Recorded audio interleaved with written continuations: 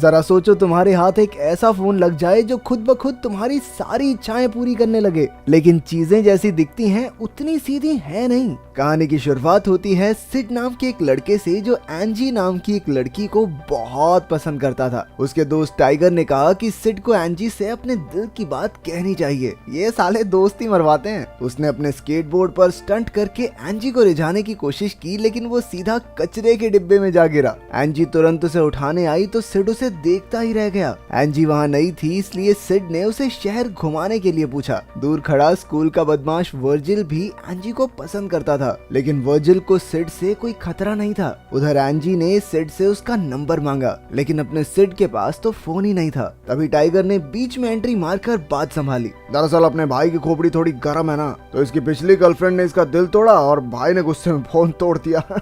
Naughty है भाई। फिर वर्जिल की गाड़ी की आवाज सुनकर एंजी अपनी दोस्तों के साथ चली गई। घर पहुंचकर सिड ने अपनी माँ से अपना जन्मदिन मनाने के लिए पैसे मांगे। उसकी माँ उसे सिर्फ 30 यूरो ही दे पाई। इसके बाद सिड गिरता पड़ता एक रेस्टोरेंट में पहुंचा जहां उसे काम के लिए देरी हो रही थी। उसके बॉस फ्रिट्ज ने गुस्से से कहा, टाइम से आ जाया कर वरना टांगे निकाल के पिछवाड़े में घुसा दूंगा, परेशानी बहुत होगी। जाते समय जब सिड ने तनख्वाह मांगी तो फ्रिट्ज ने उसे 100 यूरो दे दिए, लेकिन बाद में पता चला कि वो नोट तो नकली था। अब सिड एक दुकान पर फोन खरीदने पहुंचा। उसके पास बस 30 यूरो ही थे, इसलिए उस अजीब से दुकानदार ने उसे काफी पुराने से फोन दिखाए, लेकिन उसे उनमें से कोई भी पसंद नहीं आया। आखिरकार वो दुकानदार पीछे से एक रहस्यमय डिब्बा लाया जिसमें से धुआं निकल रहा था। उसमें एक चमकता लाल फोन था जिसके 2 सींग थे। सिड ने तुरंत पैसे दे दिए, लेकिन पता चला कि ये फोन तो चलता ही नहीं। नोट ले लिया वो नकली, फोन ले लिया चलता नहीं, क्या आदमी है ये। सिड ने अपने पैसे वापस मांगे, लेकिन अचानक से फोन चल पड़ा और उसकी तस्वीर खींच ली।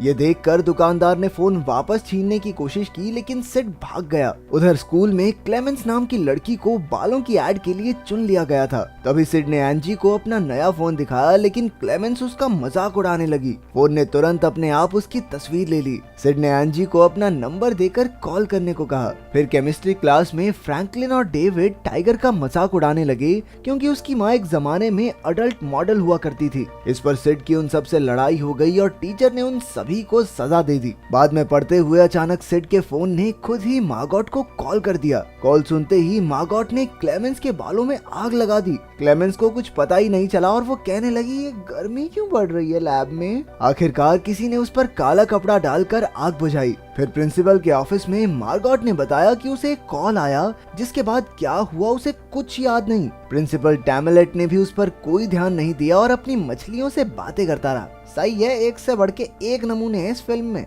घर पर सिड एंजी से अपने दिल की बात कहने की प्रैक्टिस कर रहा था और उसे पता ही नहीं चला कि फोन ने एंजी को कॉल कर दिया है। जब फोन पर एंजी ने हेलो कहा तो सिड ने घबराकर झूठ कह दिया कि मैं तो किसी नाटक की तैयारी कर रहा था, ऐसे इतनी जल्दी प्यार व्यार थोड़ी हो जाता है। फिर उसने देखा कि कॉल हिस्ट्री में तो मार्गोट का भी नंबर था। अगले दिन सिड ने टाइगर को बताया कि उसके फोन ने खुद ब खुद ही एंजी और मार्गोट को कॉल किया था, लेकिन टाइगर कहने लगा, छोड़ी बच्ची हो क्या, समझ नहीं आता, तूने ही गलती से कॉल किया होगा। अचानक मैथ्स टीचर ने सिड के सर पर चौक फेंक कर एक सवाल पूछा। सिड को जवाब नहीं पता था, लेकिन तभी उसके फोन पर अपने आप जवाब दिखने लगा। टाइगर ने भी ये देखा, लेकिन टीचर ने उसे कैलकुलेटर इस्तेमाल करने के लिए डांट दिया। उसने फोन छीनकर खिड़की से बाहर फेंक दिया। क्लास खत्म होने के बाद सिड भागकर फोन लेने गया तो वो एकदम ठीक पड़ा था। वो दोनों सोचने लगे कि आखिर फोन को ये जवाब पहले से ही कैसे पता था। उस शाम मैथ्स टीचर को एक फोन आया, जिसके बाद वो वहीं जम गया। अगली सुबह सिड ने उठकर देखा कि उसके फोन पर जन्मदिन की बधाइयां चल रही थी। स्कूल जाते हुए सिड ने टाइगर को बताया कि उसके फोन ने खुद ही उसे जन्मदिन की बधाई दी, जबकि उसने तो अपने जन्मदिन की तारीख फोन में डाल भी नहीं रखी। टाइगर को इसमें कुछ गड़बड़ लगी, इसलिए उसने सिड को फोन फेंक देने को कहा, लेकिन सिड क्यों मानने लगा, उसे तो इस फोन से बहुत फायदा हो रहा था। फिर टाइगर ने फोन से केमिस्ट्री क्लास में हुई लड़ाई की सजा से बचने को कहा। उसी वक्त सिड के फोन पर प्रिंसिपल की असिस्टेंट का फोन आया, जो सिड को प्रिंसिपल प्रिंसिपल समझ रही थी।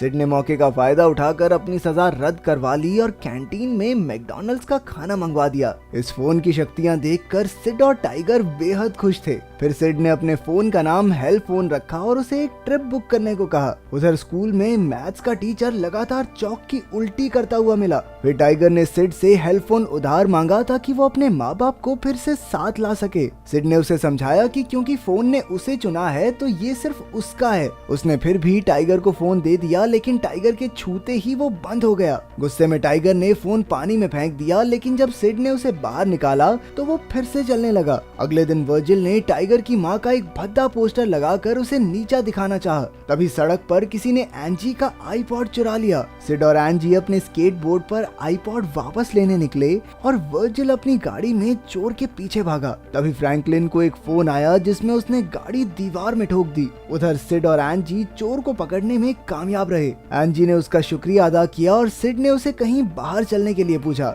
लेकिन एंजी ने कहा कि अफसोस वो नहीं चल सकती क्योंकि उसे हिस्ट्री पेपर के लिए पढ़ाई करनी है। अगले दिन टाइगर ने उसे समझाया कि फोन की वजह से वर्जिल को कितनी चोट लग गई है, लेकिन सिड ने उसे ये कहकर नकार दिया कि कोई मरा तो नहीं ना, क्या दिक्कत है फिर। आज सिड फोन की मदद से एंजी को हिस्ट्री पेपर में नकल करवाने वाला था। उसने हिस्ट्री टीचर को कॉल करके सारे सवाल पूछ लिए। थोड़ी देर बाद वर्जिल और उसके दोस्तों ने सिड और टाइगर को कोने में ले जाकर काफी पीटा।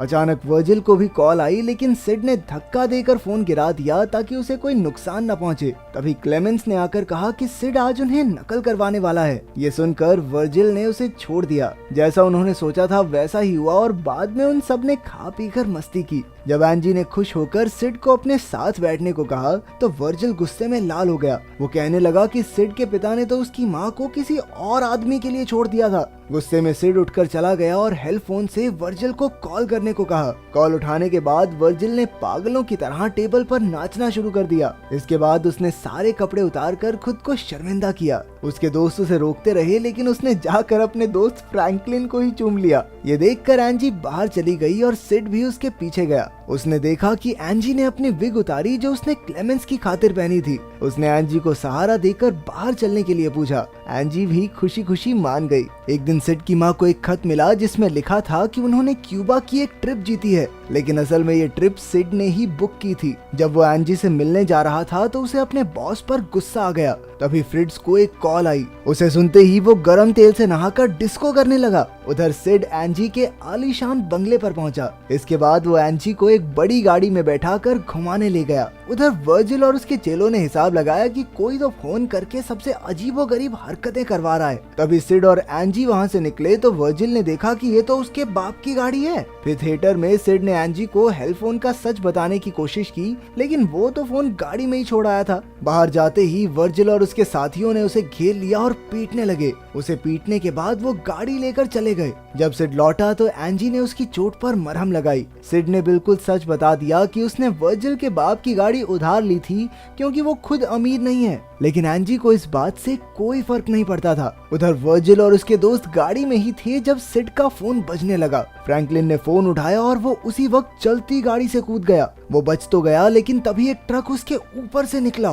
फिल्म खत्म होते ही एंजी और सिड को पुलिस पकड़ कर ले गई। वर्जिल ने उस पर अपने फोन से लोगों को सम्मोहित करने का इल्जाम लगाया था। ऑफिसर ने जब हेल्प फोन दिखाकर सवाल पूछे तो हेल्प फोन ने ऑफिसर को ही फोन कर दिया। जैसे ही ऑफिसर ने फोन उठाया वो मुस्कुराया और सिड का फोन लौटाकर उन्हें रिहा कर दिया। सिड ने फ्रिट्ज का सर तलने की खबर भी सुनी। उसे एहसास हुआ कि हेल्प फोन सच में बहुत खतरनाक है। उसने फोन से पूछा कि वो ऐसा क्यों कर रहा है, तो फोन ने जवाब दिया कि वो सिड से प्यार करता है। अब वो सीधा टाइगर के घर पहुंचा, लेकिन वहां तो उसकी माँ ने उसे रिझाना शुरू कर दिया। तभी टाइगर ने उन्हें देख लिया और सिड को मारने दौड़ा। जैसे तैसे सिड अपनी जान बचाकर भाग निकला। अब सिड ने खुद हेल्प फोन को तोड़ने की कोशिश की, लेकिन कुछ नहीं हुआ। आखिरकार उसने फोन को एक गड्ढे में फेंक दिया। अगले दिन मार्गॉट, क्लेमेंस, वर्जिल और डेविड एंजी के घर पहुंचे। सबने कहा कि सिड के फोन की वजह से खतरनाक चीजें हो रही हैं, लेकिन एंजी ने कहा कि उसने खुद हेल्प फोन को अपने आप लोगों को कॉल करते देखा है। उधर सिड को कुछ लोगों ने उसका फोन गड्ढे से ढूंढकर लौटा दिया।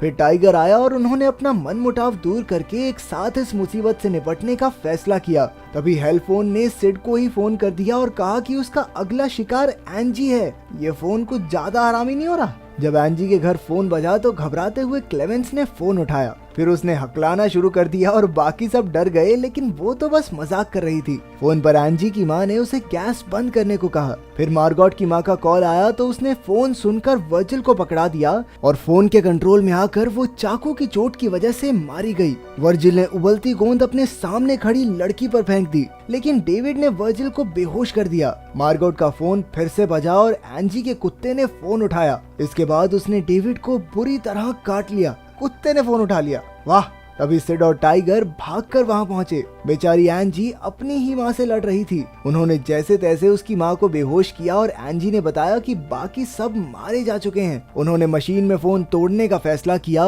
लेकिन सम्मोहित हुए वर्जिल ने उनका रास्ता रोका। सिड उसका सामना करने लगा और बाकी लोग मशीन का पासवर्ड सोचने लगे। वर्जिल ने आरी से सिड पर वार किया, लेकिन सिड किसी तरह बच निकला और उनकी लड़ाई के बीच वर्जिल मारा गया। उधर सिड ने एंजी का नाम पासवर्ड में डालने को कहा। तरकीब कामयाब रही और फोन टुकड़े टुकड़े हो गया, लेकिन धीरे धीरे वो फिर से हेल्प फोन में बदल गया, इसलिए सिड ने उसे उठा लिया। अब वो सब सीधा स्कूल पहुंचे, लेकिन फोन ने एक साथ सारे बच्चों को कॉल कर दिया। एंजी ने चिल्लाकर किसी को भी फोन न उठाने के लिए कहा, लेकिन प्रिंसिपल ने आकर अपना फोन टीचर के कान पर लगा दिया, जिससे वो वहीं मर गई। ये देखकर सभी बच्चे भाग निकले, लेकिन हजारों बच्चे अब सिड और एंजी को मारने आ रहे थे। छिपते छिपाते उसे आइडिया आया और उसने अपना फोन लिक्विड नाइट्रोजन टैंक में डाल दिया, लेकिन सम्मोहित हुए प्रिंसिपल ने उसे फिर बाहर निकाल लिया। तभी टाइगर ने बच्चों के झुंड को पार करते हुए फोन छीना, लेकिन एक बच्चे ने अपना फोन उसके कान पर लगा दिया ताकि वो भी सम्मोहित हो जाए, लेकिन टाइगर ने फिर भी फोन टैंक में डाल दिया। आखिरकार फोन जम गया